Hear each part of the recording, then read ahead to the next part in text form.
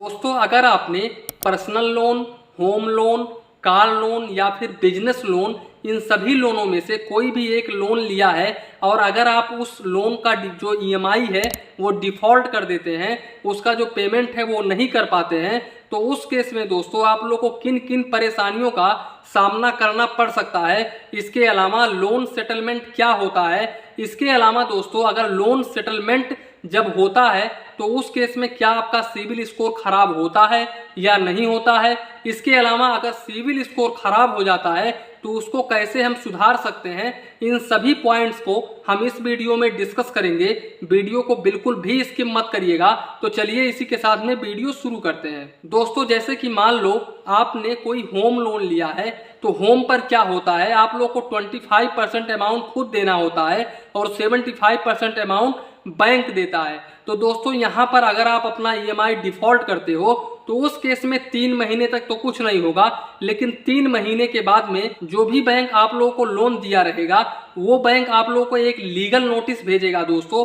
और उस legal notice के भेजने के बाद में भी आप कोई भी एक्शन नहीं लेते हो, यानी कि आप बैंक में नहीं जाते हो पैसा जमा करने के लिए, तो उस केस में दूसरी बार फिर से एक लीगल नोटिस आएगा और उसी के साथ में आपका जो लोन है वो एनपीए में चला जाएगा।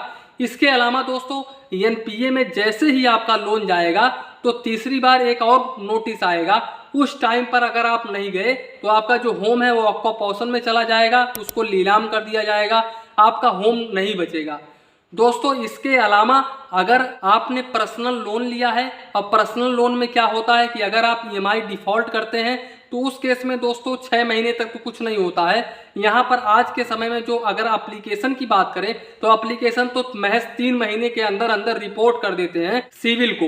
तो दोस्तों यहाँ पर अगर आप अपना ईएमआई डिफॉल्ट करते हैं तो उस केस में सिविल को रिपोर्ट कर दिया जाता है। दोस्तों मैं यहाँ पर आप लोगों को बता दूं कि अगर आप पैसे नहीं भर पा रहे हैं, ईएमआई नहीं दे पा रहे हैं, तो उस केस में जैसे कि आपने एक बैंक से लोन लिया है तो उस केस में आप क्या करें, अगर आप डिफॉल्ट कर रहे हैं, नहीं दे पा रहे हैं, या फिर आपने कोई बिजनेस के लिए लोन लिया था, बिजनेस डूब गया और आप पैसे नहीं दे पा रहे हैं बैंक को, तो उस केस में आप सीधा सीधा बैंक में जाएं और ब्रांच मैनेजर के सामने बैठ जाएं, क्योंकि भागने से कुछ अच्छा नहीं है, भागने से कुछ नहीं होगा। दोस्तों आपका सिविल पूरा का पूरा चौपट तो ऑलरेडी हो ही गया है और भी खराब हो जाएगा। आने वाले समय में आप लोग को कभी भी लोन प्रोवाइड नहीं किया जाएगा।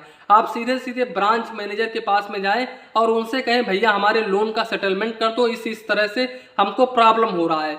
इसके अलावा दोस्तों अगर आप ईएमआई डिफॉल्ट करते हैं, उस केस में आप लोगों को फोन करके परेशान कर रहे हैं लोग, लोन की जो कंपनी होती है, फाइनेंस कंपनी होती है, वो आप लोगों को फोन करके परेशान कर रही है, ज़्यादा परेशान कर रही है। तो उस केस में दोस्तों आप यहाँ पर रिपोर्ट भी कर सकते हैं। यहाँ पर RBI www.rbi.gov.in पर कंप्लेंट भी रेस कर सकते हैं दोस्तों कि ऐसा ऐसा मेरे साथ हो रहा है, क्योंकि RBI ऐसा कोई भी रूल नहीं लगाया है कि जहाँ पर आप लोग बंदे को लोन दे रहे हो तो उसको आप हैरेसमेंट करो, उसको परेशान करो, ऐसा कोई भी रूल नहीं है दोस्तों। इसके अलावा दोस्तों अगर आप ब्रांच में जा करके अपने ब्रांच मैनेजर से कहते हो कि ऐसा ऐसा प्रॉब्लम है और आपके लोन का जो सेटलमेंट हो जाता है, तो यहाँ पर मैं आप लोगों को बता दूं कि जब भी लोन का सेटलमेंट होता है तो ऐसे केसेस में आपका जो सिविल स्कोर होता है वो खराब होता ही होता है। यहाँ पर दोस्तों आप लोग अगर ईएमआई डिफॉल्ट करते हो तो उस केस में भी आप लोगों का सिविल स्कोर खराब होता है, लेकिन उस केस में कम खराब होता है, लेकिन सेटलमेंट होने पर सबसे ज्यादा खराब होता है दोस्तों। अब इसके साथ साथ काफी सारे लोगों का ये कंफ्यूजन होगा, ये डाउट होगा कि सर अगर मेरा जो सिविल है वो खराब हो गया है तो उसको कैसे सही करें।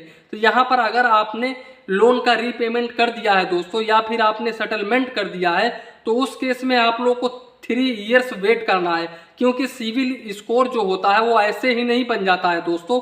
वहां पर आप लोग का हिस्ट्री दिखाया जाता है कि आपके हिस्ट्री में किस तरह से आप काम करते हैं, आप जो पैसा लेते हैं वो कंपनी को देते हैं या नहीं देते हैं, तो वो आप लोग का पूरा हिस्ट्री दिखाया जाता है दोस्तों। तो मैं यहाँ पर आप लोगों को कहना चाहता हूँ कि आप 3 साल का वेट करें, 3 साल के बाद में आप लोग का जो सिविल स्कोर होगा वो सही हो जाएगा। लेकिन यहाँ पर आप लोग को ये करना होगा कि आप किसी भी से भी लोन ले रहे हो तो वहां पर आप अपने ईएमआई का डिफॉल्ट ना करें, टाइम पर भरें। तो दोस्तों यही सारे कारण हैं। इसी के साथ में वीडियो समाप्त करते हैं। वीडियो पसंद आया हो तो प्लीज़ वीडियो को एक लाइक करिए और अपने चैनल फाइनेंस बैंकिंग को सब्सक्राइब करिए। मन में कुछ डाउट हो, कंफ्यूजन हो तो प्लीज़ कमेंट करिए। धन्यवाद, मिलते हैं नेक्स्ट वीडियो।